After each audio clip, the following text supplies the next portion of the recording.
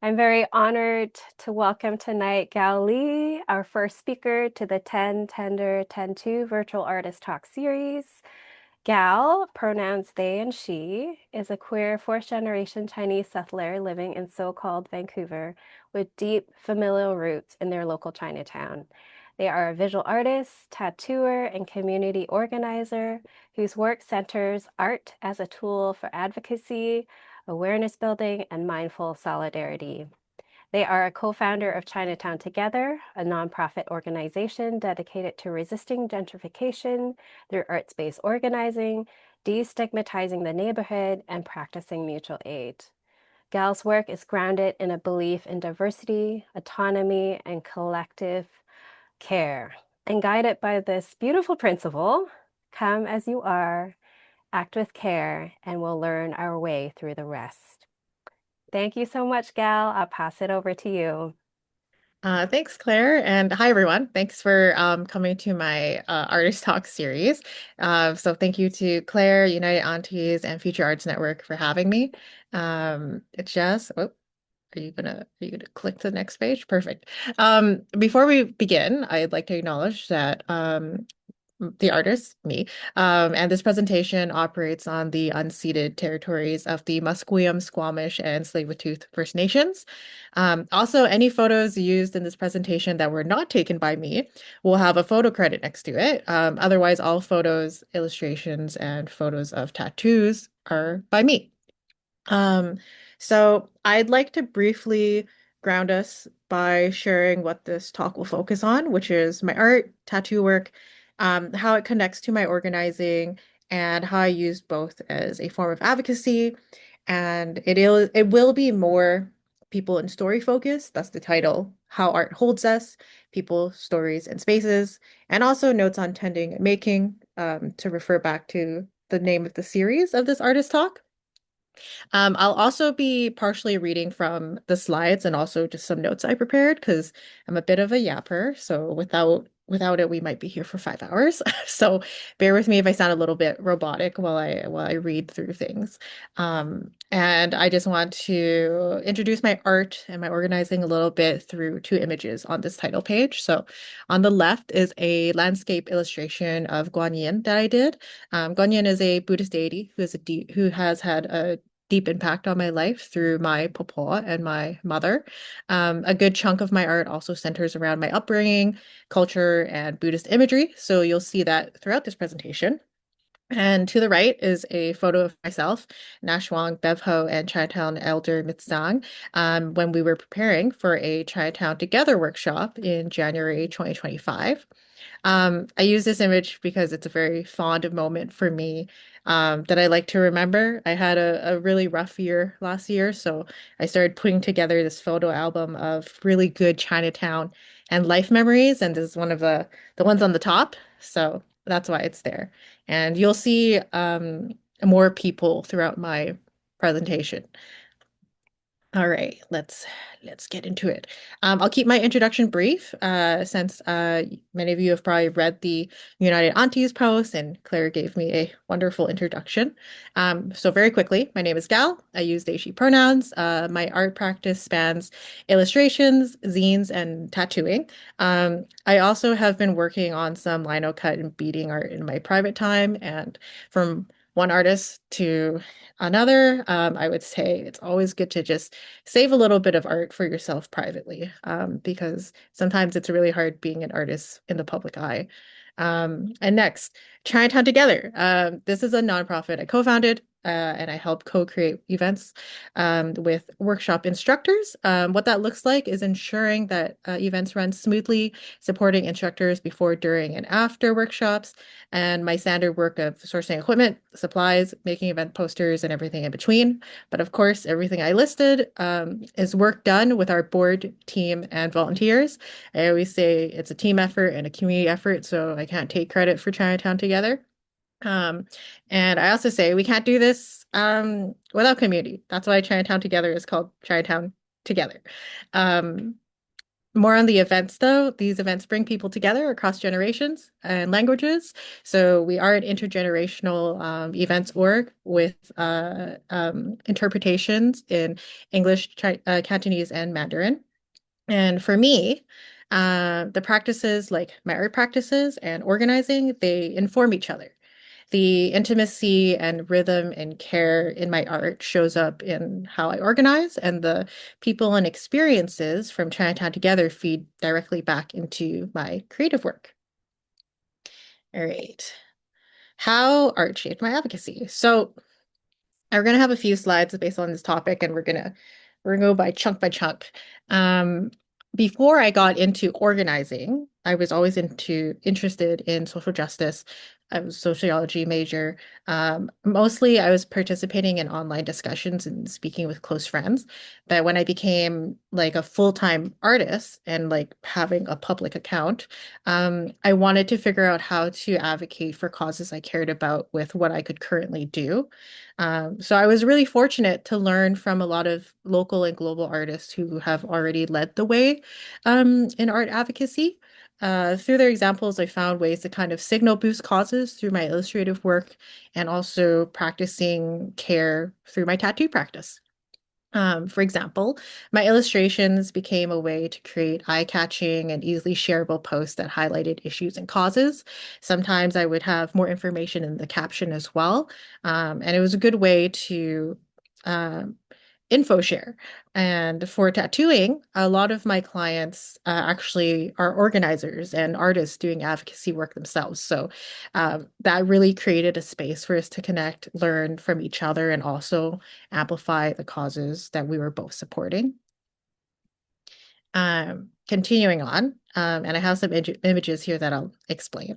Um, as I got more into organizing, my art and my advocacy evolved into more of a form of storytelling, which is when I started creating more zines that shared local causes in ways that I felt were accessible, meaningful, and engaging for readers. So I always feel that art is important in advocacy because it documents the lived experiences, truths, and emotions of a community at a particular moment in time.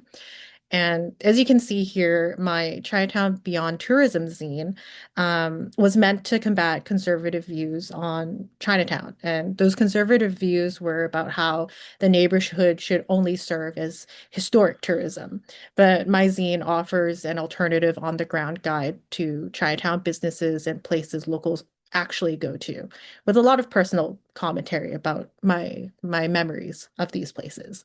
Um, there's also, unfortunately, from the conservative side, pro-gentrification narratives that often frame Chinatown as dead, therefore justifying the gentrification of it all. But my zine is a way to push back and show that the neighborhood is very much alive because there's a story attached to each of the places that I mentioned.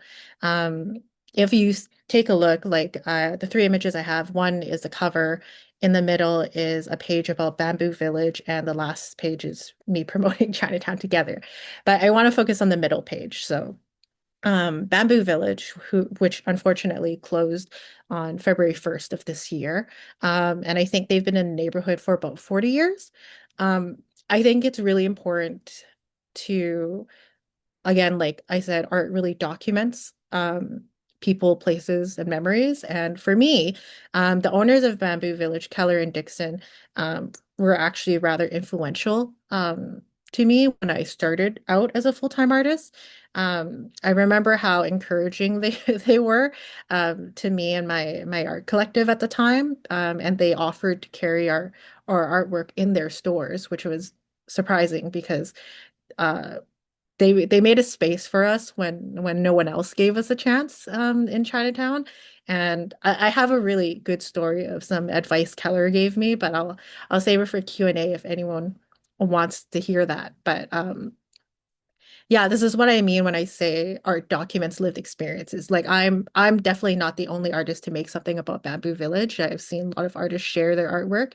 And although they aren't here with us anymore as a store, Bamboo Village will continue to live through not just like documents and records, but through artist renderings and community memories. And I think for their closing out sale, the amount of people that showed up really shows how much the business and the owners like really impacted the community. Um, but yeah, off my soapbox. um, Through this zine that with where I feature other businesses and spaces as well, I wanted people to really learn that this neighborhood has its own agency and its own identity, and that it shouldn't be spoken for people who wish to bulldoze it for profit or displace elderly residents for the construction of luxury housing or another expensive bar that doesn't serve the local neighborhood. The community conversations and the stories in artist circles I'm in have shaped how I approach organizing. So uh, I'm really glad I am an artist first and organizer second, uh, because I was able to have these conversations with artists before jumping into organizing and also the kind of messy conversations and relationships that kind of happen in that. Um, so, for example, at Chinatown Together, we serve an intergenerational audience, giving elders and youth opportunities to learn from each other through both traditional and contemporary art practices led by local artists. By creating dynamic spaces for learning and connection, we foster relationships and build community from within, and then expand outwards to build this community even larger. See, I told you guys I ramble a lot. Next slide. Artwork as advocacy through illustrations and art fundraisers. So I want to show the direct actions that I do through my art. And then we're going to get into some more fun, meaty topics. So to expand on what I previously mentioned, I try to find ways to do meaningful advocacy for causes I care about. One way I used my art for advocacy was through fundraising at markets that I was at. So a portion or like all sales of a specific zine or artwork would be donated to a cause I cared about, or I would donate art or tattoo flash prizes to grassroots nonprofit groups that were hosting fundraisers. And at markets, I found that like candid and meaningful conversations about my art became moments of connection and also learning from each other. I would learn from people that came up to my table and they would learn from me. And I felt like that exchange is very valuable. Um, and I took these experiences to my work at Chinatown Together. So through my art and again, those conversations I had with people, I learned that many people wanted to help and many people care. They just don't know how to do it, how to start. So part of our work at Chinatown Together was creating opportunities for connection. While we create spaces for people to maintain existing relationships, we also work to build connections with people who want to be a part of the community but aren't sure how to get involved. And I'll briefly talk about two images. I know we have three here, but I'm going to talk about two of the main ones. In terms of advocacy and making it accessible, for example, my Free Palestine poster, I made it a bit ago, and I was already doing a campaign to fundraise for a Palestinian family's GoFundMe. But I was also thinking about all of the local pro-Palestine supporters here in Vancouver and how many people have already been donating or they have been doing alternative work to try to support the cause and maybe might not have the financial means to continue to support through financial means. So I actually gave this poster away for free at markets. At the time, I felt like it was very important to ramp up on pro-Palestine support like publicly and just have that very visible because it was still kind of controversial. Like it's still controversial now, but people are more aware these days. Um, and so I gave those out. I was hoping people would be able to put them up at their offices, studios, at home, and it could be a conversation piece. And also, I believe art honestly should be free. We just live in a capitalist society. So as artists, we still have to find ways to get by. The other image I want to talk about is this photo here. So I'm in the middle. On the left is Chantel from Chinatown Together, and on the right is my partner Derek, also from Chinatown Together. This is from our collab event with the Chinese Community Library in Strathcona. So one of our board members introduced us to the library, and we got to speak with the director. And we asked what was the main goal that they would want for the library, and they said more foot traffic. But we also kind of felt that they could benefit from a little bit of a fundraiser too. So we did a little block party event. It was a huge team effort.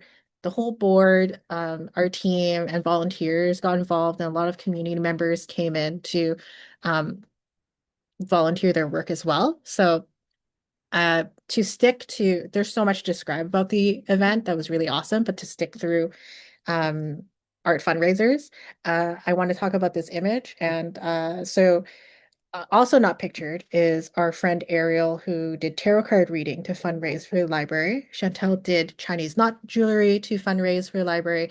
I sold my art to fundraise for the library, and Derek helped with a bake sale. And we got the baked goods from Subo Bakes, a really awesome local baker who also has a heart of gold. And they also do fundraising through their baking as well. Um, and we raised a good amount of money for the library, I would say. I think it was significant for our small little event. And a lot of people came and learned about the library through tours and the info table set up by one of our board directors. And yeah, I just love seeing how art, people, and advocacy just merge all the combined efforts into one to actually make something kind of bigger than what we could do on our own. Um, but I'm droning on again, so we'll go on to the next slide. So here I'd like to focus a bit on my art and Chinatown specifically. So there's three images here. The two on the side are illustrations, and the one in the middle is the cover of my first zine about Chinatown. Um, this zine, you can read it on my Instagram. But in summary, this zine came from the pain of watching Chinatown change and seeing Chinese culture appropriated by gentrifying businesses. Um, the story goes is the story goes is like when I first met my partner, I was taken to a bar in Chinatown, and that experience became the basis for this zine. We were met with a wait to be seated young grasshopper sign that I found rather offensive and racist. And on the cocktail menu was a drink called the Opium Sour, which was very offensive to me as a Chinese person sitting in a swanky bar reading this menu in Chinatown, and I was not happy about it. Um, that was one of the main talking point about this was, and how um, the neon sign on the side of that building said "Heal the Divide," and I thought it was just a lot of BS. But after self-publishing that zine, I saw how powerful and relatable storytelling could be. So the zine got a lot of attention for little artist me. And it was good and bad, mostly good from the Chinatown community. I did face a little bit of backlash, including being iced out of an institution I had previously worked with, but the response from the community was overwhelmingly affirming in terms of how this influenced my organizing, um, especially at Chinatown Together. Uh, it was to understand because I was just a nobody. All right, we'll be honest. I was just nobody back then. But um, the community reached out to me, and I got into this community now, um, as I guess a leader of sorts. So I feel like most people at Chinatown Together believe that we operate on an idea that everybody has a story and everyone should have a chance to share it, whether it's privately in conversation or while meeting new people or leading an event. So we do that by collaborating with local artists and community members from youth to elders, and we get to learn from each other to deepen the ways we tell stories together. And now we come to a more serious theme that shaped a lot of my 2024 and 2025. Um, and the topic is going to be in three chunks: art, community care, and relationship building. So, organizing in Chinatown has influenced my art in a variety of ways. The positive influences were through meeting many different artists and people we've worked with. My work became a lot more informed and shaped by the community. And I felt more connected to the community with my art that way. And being around more artists and organizing the way we do at Chinatown has influenced my art in terms of being less afraid of elitist critiques. I'm sure many artists grew up with the idea that like realism is the highest form of art, or being in prestigious galleries or selling your pieces for hundreds or even thousands of dollars would be a sign that you finally made it. For me, I just wanted to do art that I wanted to make, but I wasn't confident at first, and I wasn't sure if I was allowed to call myself an artist. So, um, through organizing, and also through the tattoo world, I met a lot of artists whose work was very deeply respected by their communities, and their art did not fit into elitist definitions of success. And this inspired me and taught me to be more forgiving of myself and to create without rigid rules. And from that, I want to talk about community care. Um, while organizing built my confidence, it also challenged it in painful ways. So I want to be honest about the ways organizing has actually negatively impacted my art, because I definitely don't think I'm the only one who has experienced this. Um, so with being a public facing organizer who is also an artist, there were moments that I had like of extreme insecurity because of how people viewed my art or organizing as lacking, even calling it arts and crafts, which I don't think is actually an appropriate insult, because arts and crafts are great.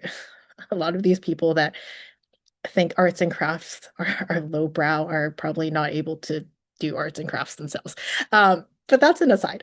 Uh, when I faced these challenges, it threw me back into a similar cruel cycle of these elitist voices that were always in my head when I was an artist, even before I became a public full-time artist.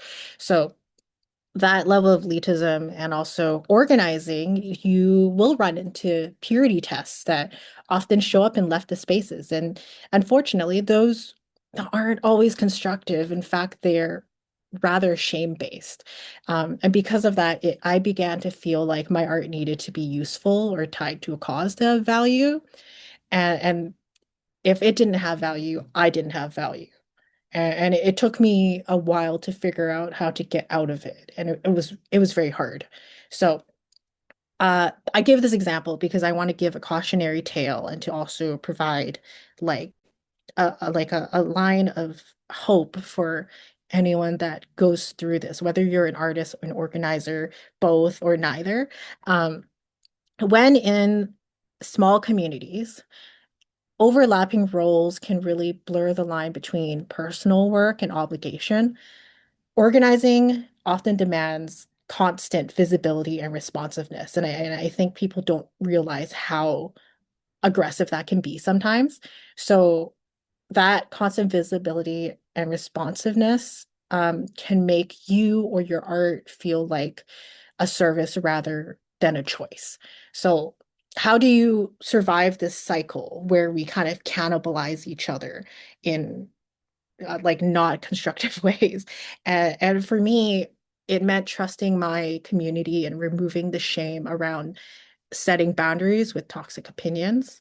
And um, I kind of like these three art pieces kind of show that. Like the first one is like a modern Guanyin facing, these phantom demons, which is kind of how I felt about organizing. And you're protecting this little plant that's growing.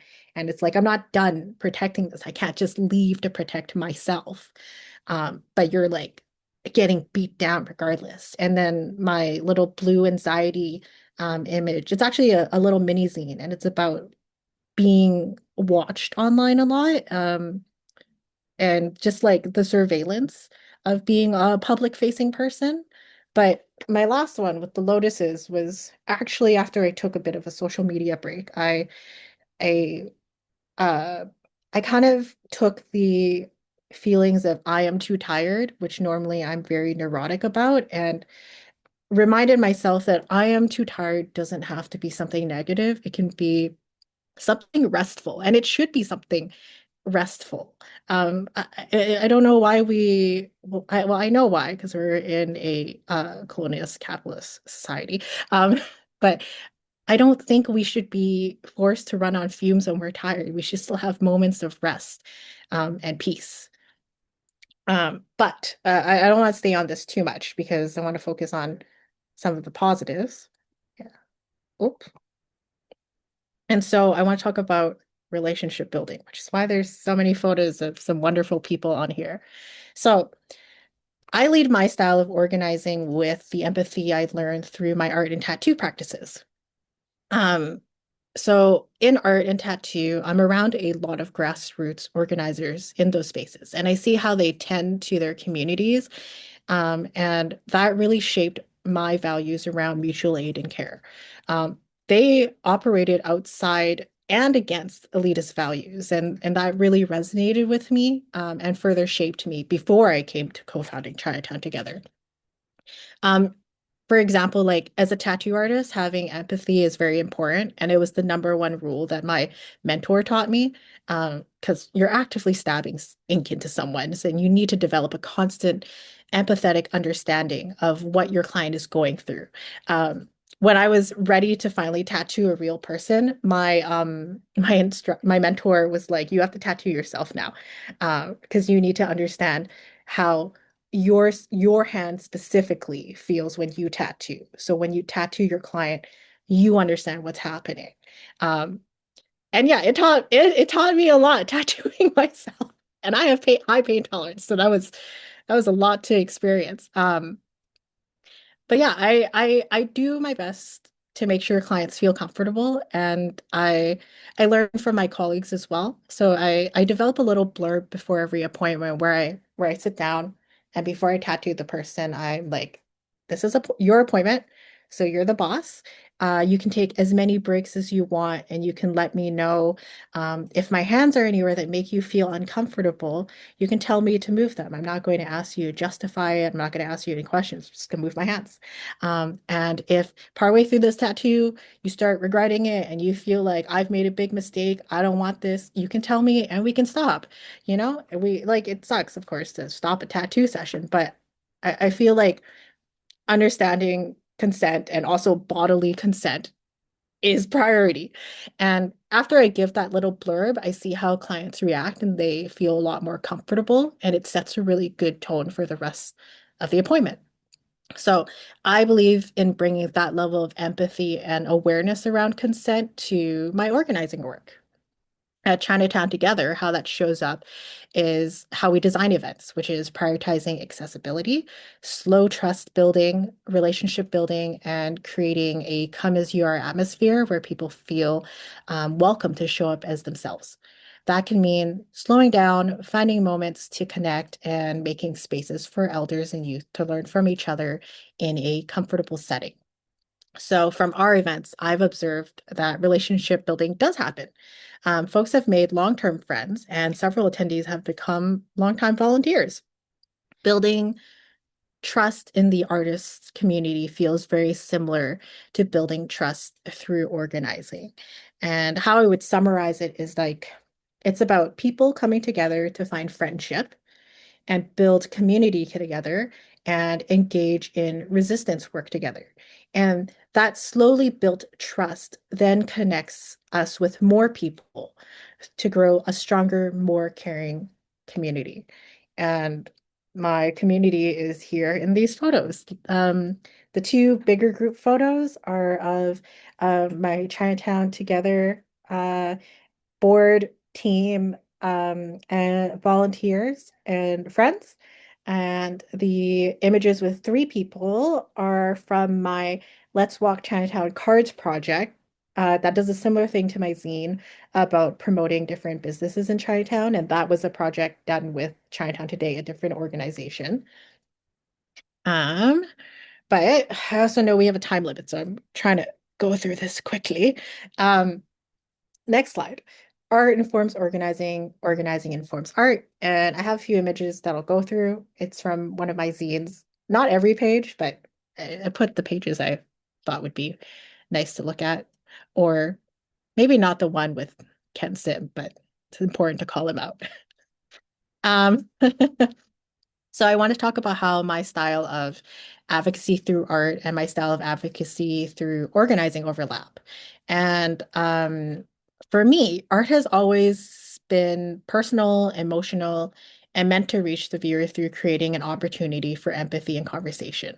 It's to find ways to communicate with one another, even if we come from vastly different lived experiences. And I find that really, really important. We cannot grow community if we silo each other. And so that's how I operate in organizing. I want to emphasize that in the like the umbrella where organizing, advocacy, and activism sit together, I want to define organizing itself, at least to me. Um, so to me, organizing is long-term work. It's what happens in between moments of visible activism. Organizing is political and focuses on restorative justice. Organizing is not always showy and it's not always urgency driven. It's just necessary work. And it's about showing up consistently for the everyday moments, even if it's mundane and doesn't get your blood pumping. And while I personally find organizing to be rather rewarding, it's not always sustainable if people approach it thinking it will be as exciting as screaming at the mayor, um, which is very important to do anyways. Um, but I think it's an important distinction to make to set expectations between these two things because they serve different purposes, even if the end result is to the same goal. And for me, to continue on this definition, organizing looks at what the community needs, works in the community towards those needs, and what the community requires of you to do. Um, and it's not just leadership, but it's active listening because I find that without listening, that leadership becomes a savior complex. And I just want to talk about the last two pages of my zine example here. So the last two would be middle bottom and bottom right. So middle bottom, I always like to answer a problem with a suggested solution. And that's not to say my solutions are the only solutions or the right solutions. It's just the best I can give. Um, and when I talked about housing, I thought about different ways people could help and how people are different and different people will be drawn to different sorts of actions. So one of them I thought was to advocate and demand for policy changes and living wages for everyone. That can look like protesting, or that can look like finding ways to get into certain rooms to have that subversive influence. The next way is to participate in mutual aid, which I feel a lot of people I'm in community with participate in. And I also want more people to learn about that. The last way, but not the only way, is reading about class consciousness and other topics and informing your friends, because I find there are a lot of intellectuals in the leftist space, and I feel like having that access to knowledge is such an important privilege that it needs to be shared. Um, and people want to learn. The last image here, bottom right, is talking about having empathy for our neighbors. And visually, I wanted to show that with a community fridge and pantry. And this was actually there's a lot of community fridges and pantries popping up around Vancouver, which I'm really happy to see.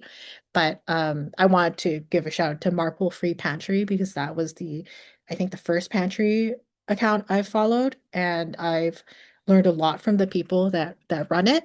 Um, And you would think that running a free pantry is a positive, wholesome, straightforward thing, but you'd be surprised at the opposition that people face when running one of these. There's a lot of NIMBYs that hate this, that want this out of the neighborhood, that will deface these pantries and fridges. So even if resistance work doesn't look super flashy or loud, uh, just know that people are fighting even in their own specific categories. Um, but yes, again, I'm on my soapbox. I'm going to go to the next slide. Um, and I want to reemphasize the diversity in art advocacy and organizing. And in this case, I'll specify with three art pieces. So art can be a direct and clear message to advocate for something, like my Save the Roots piece on the left. Or it can serve a way to educate and represent people, like my Tuer Shen piece in the middle, which represents queer Chinese people through an old folklore deity um, that was nearly erased in the Qing Dynasty. Or simple messaging done in a comedic yet relatable way, like my dumpster diving raccoons. It was a sticker I sold, and many conversations at markets happened from this sticker, and it's pretty good. I also learned about some of the best dumpsters to dive in. But again, I still want to emphasize that art has always been political and art will always be political. Art, advocacy, social justice, they're all related. And I find that this connects people across communities. And when it does, it builds a more culturally rich and more caring and supportive network of artists and organizers. So, how we resist. Uh, we're coming near the end, so hopefully I'm doing good on time. Across my work, whether it's zines, illustrations, tattooing, tattoo spaces, or Chinatown Together events, the common thread is creating spaces where people have the opportunity to feel seen, heard, valued, or simply exist as themselves. Um, my art informs how I organize, and my organizing informs how I create, and both are rooted in constructive care and restorative justice. And restorative justice specifically is really important, I think, for leftists to keep in mind. Um, Another thing that's important to keep in mind is that I strongly believe this. No single form of resistance is more valuable than another, and not all forms of resistance are accessible to everyone, which I think a lot of people forget sometimes, and then we fall into that cycle of shame-based culture.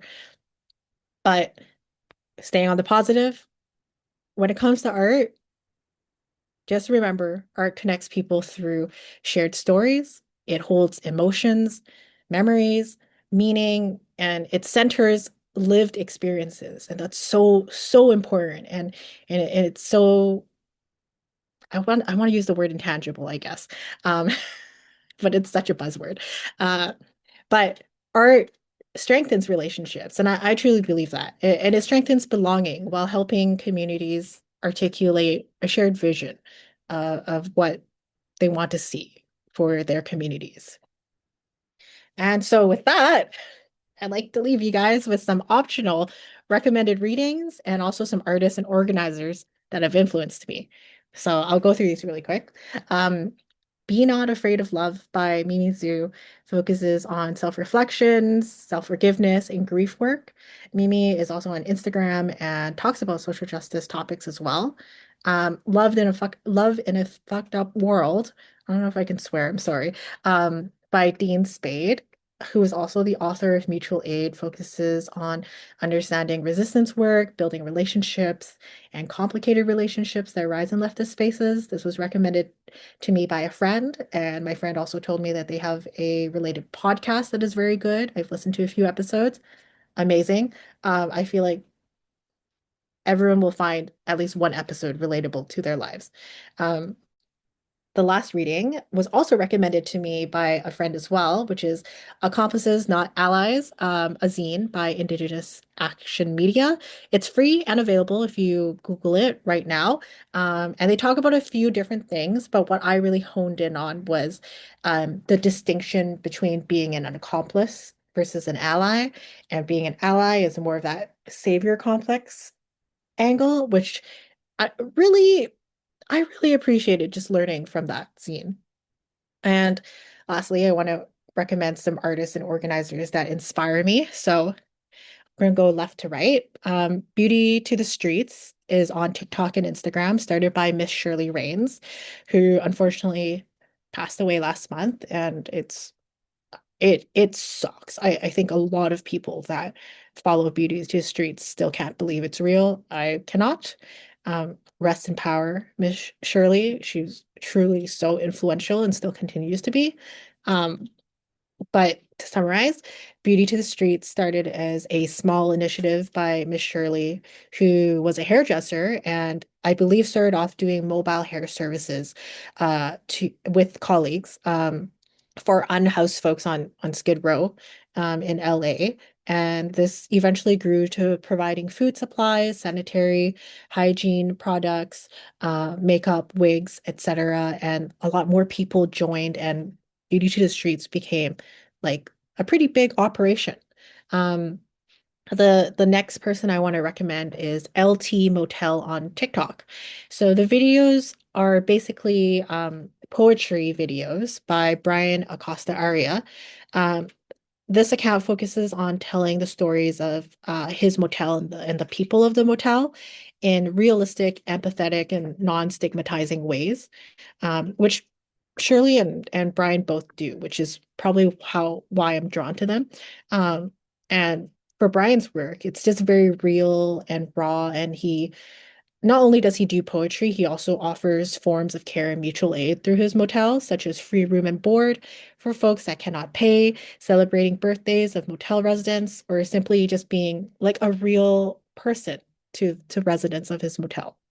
And both Shirley and Brian are very people oriented in their organizing work, which is how I approach organizing as well. They also have what I view as a just do it attitude, which inspired me. Um, Oftentimes, people want to set everything up to be perfect and polished before they start, but if you focus on that, you may never start at all. So I think it's actually important to look towards people who just do it, you know? You just get started first, and those who feel similar to you will join you. And together you can really create something meaningful, long lasting, and hopefully impactful for the community you serve. And the last person listed here is Mew Tripled on Instagram, by Michelle Lamb, who does art and comics about her life. As far as I'm aware, I don't think Michelle does advocacy or organizing, but she is an artist I wanted to mention because she's been rather influential to me for many years.